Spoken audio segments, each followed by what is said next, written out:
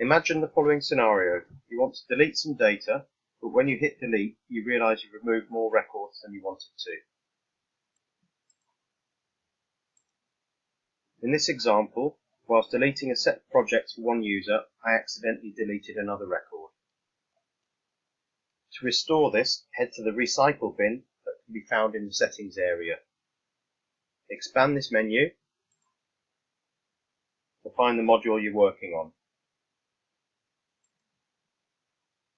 If the record you deleted was a recent item, then it's likely to be near the top of the list, so easy to find. Otherwise, use the search panel to find the records you want to retrieve. Tick the records in question and hit Restore to take them out of the Recycle bin and return them to their original module. Here you can see the project has been restored.